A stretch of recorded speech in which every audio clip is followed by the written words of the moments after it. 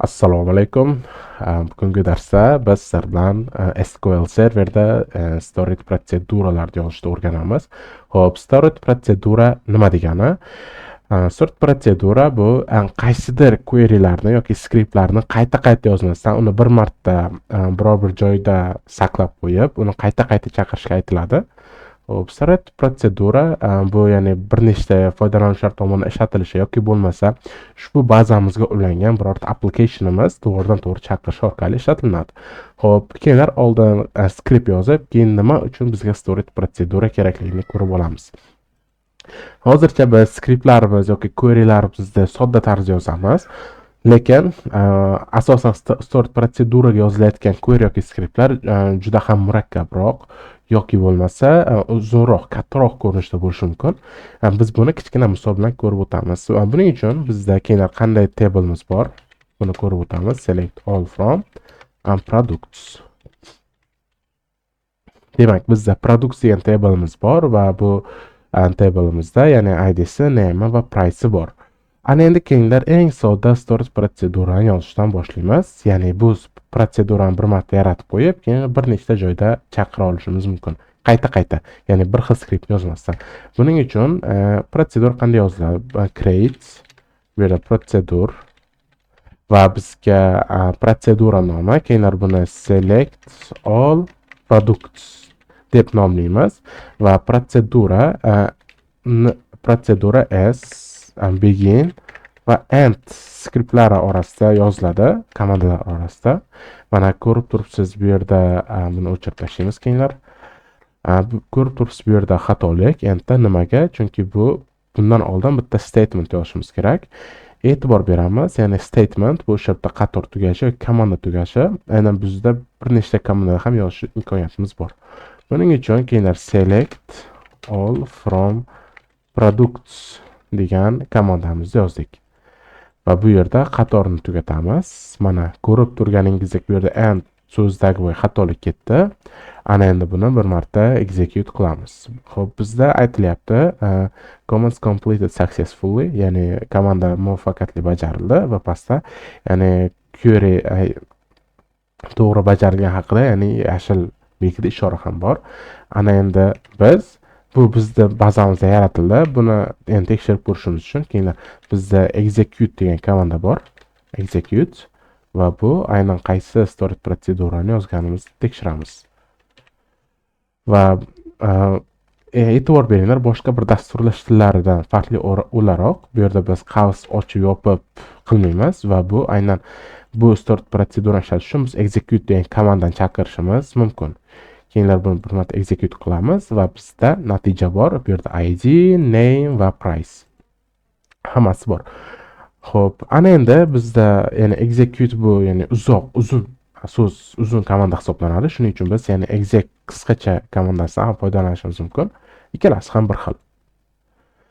Ana endi biz protsedurani qayerda yaratdik? Agar siz SQL Server Management Studio ishlatayotgan bo'lsangiz, sizda ya'ni o'sha o'z ishlatgan bazani ochasiz. Bu yerda programmability va bu yerda storage protsedurani ochib refresh qilsangiz, sizga aynan o'sha protsedurani ko'rsatib qo'yadi. Biz hozirgina ya'ni juda ham sodda bo'lgan storage protsedura yaratdik, lekin bilamizki funksiyalar yoki storage protseduralarning parametrlari mavjud. Misol uchun, keyinlar yana bir marta storage protsedura yozamiz. Faqatgina bu xuddi applicationlarda CRUD operatsiyasiga o'xshab select products by id. Bu yerda xatolik, prosedur va ana endi biz bu yerga parametr berib ketishimiz kerak. Ya'ni bu biz bergan id orqali o'sha produktni olib kelib berish kerak. Buning uchun yana kuchukcha belgisidan foydalanamiz va o'zgaruvchiga nom beramiz. Bu yerda product id va undan keyin o'zgaruvchining turini belgilaymiz. Bu yerda jadvalda ko'rib turganingizdek turi bu unique identifier, ya'ni GUID hisoblanadi. Shuning uchun buni keyinlar unique identifier va bo'ldi. Ana endi xuddi yana s va begin keywordlarni qo'yamiz va end. Xo'p, bu yerda ana endi bemalol skript yozsak bo'ladi. Ya'ni keyin buni shunday kopiya qilamiz vaqtdan yutish uchun. va aytamiz where id teng bo'lsin mana bu products id ga. Bu yerda xatolik ko'rsak, yana buni shunchaki kommentariyaga olib qo'yamiz. Ya'ni Ctrl K va S tugmalarini bossangiz, Ctrl plus K plus C tugmalari aynan kommentariyasida ishlatiladi qo'shimcha ma'lumot uchun. Xo'p, demak bizda store protsedura bor. Ana endi buni ham bitta execute qilamiz. Qo'shildi. Bu yerda store protsedurani bitta refresh qilamiz va bizda ma'lumot bor. Kelinglar, mana buni bir ishlatib ko'raylik. Hop. Kommentariyaga olamiz. Buni bitta ishlatamiz. Bizda demak ID bor. Kelinglar, nokning IDsini copy qilamiz. Va buni ham bemalol kommentariyaga olib qo'ysak bo'ladi. Aytamiz. Hop, execute select order by id. Ana endi bu yerda boshqa dasturlashtirishlardan farqli o'raloq qavslar ichida emas, balki bitta joy tashlab o'sha o'zgaruvchini berib qo'yamiz va qatorni yopamiz. Va bu yerda buni bitta execute qilamiz. Select order xato yozma, select product by id. Buni ham bir marta execute qilamiz va bizda ma'lumot bor. Mana bu xatolikka e'tibor bermasa, bu SQL server o'zini xatoligi. Demak, ya'ni biz bitta parametr orqali qanday qilib filtrlab olishni ko'rdik. Keyinlar yana buni kommentariyaga olib qo'yamiz. Ana endi bizda insert operatsiyasini bajaramiz. Insert operatsiyasi demak bizga nima kerak? Bu id, name va price. Keyinlar shunday bir protsedura yaratdik, uni chaqirganimizda o'zgaruvchilar orqali produkt yaratamiz. Buning uchun create yana prosedur insert new product yoki insert product shunchaki. Insert product. Va qavsni ochamiz. Ana endi buni o'qishga oson bo'lishi uchun birinchi kuchukcha bilan new id o'zgaruvchisi va bu yerda aytishimiz mumkin bu unique identifier va virgul qo'yamiz va undan keyingisi bizda name ekan. Demak new name. E'tibor bering, ya'ni o'zgaruvchilar, ya'ni input parametrlari va tablening ya'ni ustun nomlari bir-biri bilan konflikt, ya'ni nizo bo'lib qolmasi kerak, o'xshash bo'lmasligi kerak. Shuni bir o'zingizga ma'lumot uchun bilib qo'ying. Demak, bu yerda name qanday ma'lumot turi ekanligini ko'rishimiz kerak. Products. Demak, name text. Shuning uchun biz bemalol textdan foydalanamiz va price esa money tipida, ya'ni new price va bu money. Ana endi xuddi shunday, ya'ni ya'ni bu s begin va end. Ana endi mana shu begin va end o'rtasiga o'zimizning kodimizni yozamiz. Buning uchun insert into products va bu yerga aytamiz id'si bor, name'i bor. Yana buni qavsga olamiz va buning price'i bor. Ana endi values va bu yerga aytamiz new id, new name va new price. Xo'p, va bu yerda qatorda yopamiz, ya'ni o'sha semikolon nuqta virgul bilan. Xo'p, buni yana bir marta execute qilamiz va storage protseduralar bor. Bir marta refresh qilamiz. Bizda insert bor. Ana endi bu yerga aytamiz execute. Demak, insert product va ana endi name beramiz. E'tibor bering, men bu yerda new id degan komandani chaqiraman. Virgul berib qiymatlar qo'yib ketaveramiz. Demak, bu yerga bo'lsa avokado va yana hop money esa keyinlar buning qiymatini 20 ming qilamiz. Ishlatib ko'ramiz agar bu yerda hech qanday xatolik chiqmasa. Hop, demak new id new id to'g'ri select new id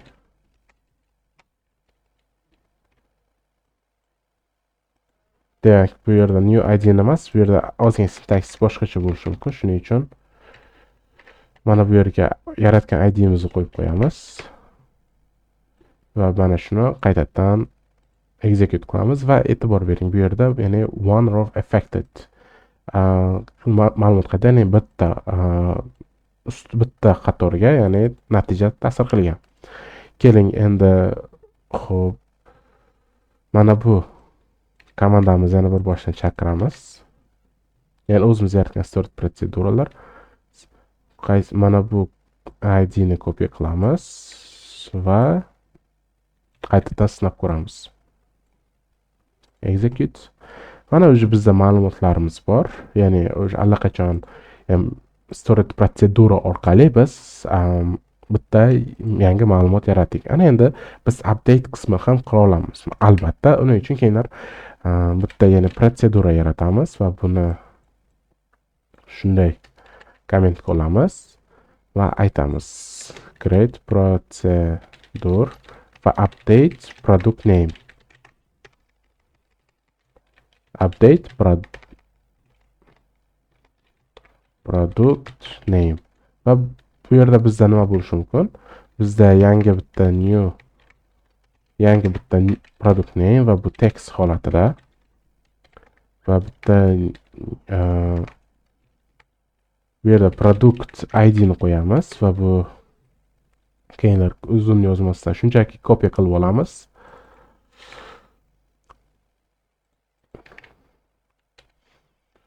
Xo'p, ana endi bu yerga shunchaki yana o'sha usulda ma'lumotni yozib ketaveramiz va aytamiz update products set aytamiz bu yerda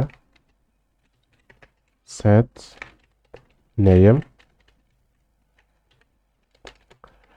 va bu yerda new name va aytamiz shartni qo'yamiz, aynan idsi product idga teng bo'lgani qatorda yopamiz va protsedurani run qilamiz. Kelinglar endi shu protsedurani execute qilamiz. Bu yerda exec komandasi va ana endi birinchi bu yerga biz id ni berishimiz kerak. Keyinlar avokadoni shunchaki mangoga o'zgartirib qo'yamiz. Demak, idsi shunga teng bo'lgan va virgul qo'yamiz va birinchi biz name ni bergan ekanmiz. Demak, id dan oldin name ni ko'rsatishimiz kerak. E'tibor bering, bu yerda xatolik ko'rsatyapti, chunki bu protsedura o'ziga ma'lumotni oladi. Demak, bizda hozir product id ni qo'ydik. Bu yerga esa xo'p, yangi buni keyinlar mango deymiz.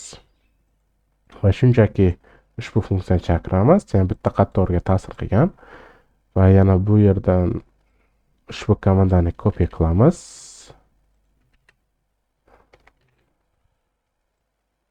Va buni yana execute qilamiz. Ana endi ko'ringizlar, bizdagi databasemizda ma'lumot avokadodan mangoga o'zgardi. Endi eng oxirgi operatsiyamiz, ya'ni delete operatsiyamizni create protseduraga o'giramiz. Xo'p, buning uchun keyinlar ham bitta create procedure ana endi delete product by id va bu yerga yana bitta qator yozib ketaveramiz tushunarli bo'lishi uchun. Demak, bu yerga product id va bu unique identifier va bu yerda s begin va end va aytamiz delete from bu yerda products table where id teng product id ga va bu yerda biz qatorni yopamiz va ma'lumotni execute qilamiz. Bizda ma'lumot bor. E'tibor bering, agar siz bitta protsedurani 2 marta yaratmoqchi bo'lsangiz, bu yerda xatolik chiqadi, chunki bu allaqachon bor ushbu nomli, yo siz buni o'chirishingiz kerak yoki bo'lmasa boshqa yangi protsedura yaratishingiz kerak. Keyinlar buning uchun bitta execute komandasi va bu yerga id ni berib yuboramiz. Ya'ni yangi yaratgan mahsulotimizni o'chirib tashlaymiz.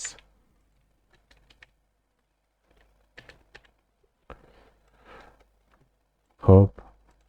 mahsulot o'chirildi. Yana bir marta buni chaqiramiz. Ya'ni o'chirilgandan keyin ikkinchisida 0 chiqaryapti. Nima uchun? Chunki ushbu mahsulot ana endi bizning ma'lumotimizda yo'q. Bir marta o'chirildi, ikkinchisida 0 javobini qaytaradi. Xo'p, endi keyin buni aynan aniq o'chdimi yoki yo'qmi tekshirib ko'rish uchun ushbu mahsulotni ya'ni chaqirib ko'ramiz yana. Bizda hech qanday ma'lumot qaytarmayapti va biz agar hamma ma'lumotni chaqiradigan bo'lsak, ya'ni hamma produktni ichida mango bo'lmasligi kerak. Mana anor, nok uzun. Qanday yaratgan bo'lsak shunday. Ana endi protsedurani yaratdik, lekin protsedurani o'chira olamizmi? Ha, albatta siz agar SQL Server Management Studio'da bo'lsangiz, bu yerdan shunchaki delete operatsiyasini bajarishingiz mumkin. Yoki bo'lmasa, keyin buni name'ini copy qilamiz va drop procedure va select product by id ni olamiz va execute qilamiz. Tamom. Va bu yerda agar biz refresh qiladigan bo'lsak, bizda xo'p, qaysini o'chirdik? Select product by id ketdi va bemalol delete product by id buni ham execute qilib bitta refresh qilsak bo'ladi. Va mana shunday ma'lumotlarni, ya'ni refresh qilib ketsak bo'ladi. Keyin oxirigacha tozalab tashlasak. Ortiqcha narsa turishni yomon ko'raman. Va update product name. E'tibor bering, drop funksiyasi bu juda qo'rqinchli. Agar siz database qilsangiz, database nomini beraversangiz, database o'chib ketishi mumkin. Ya'ni drop database va database name. Shuning uchun ehtiyot bo'linglar. Mana endi bizda refresh beramiz. Va ko'rib turibsiz, bizda hech narsa yo'q. Bugungi darsimiz aynan storage protseduralari bilan CRUD operatsiyasini bajarish. Hammaga rahmat.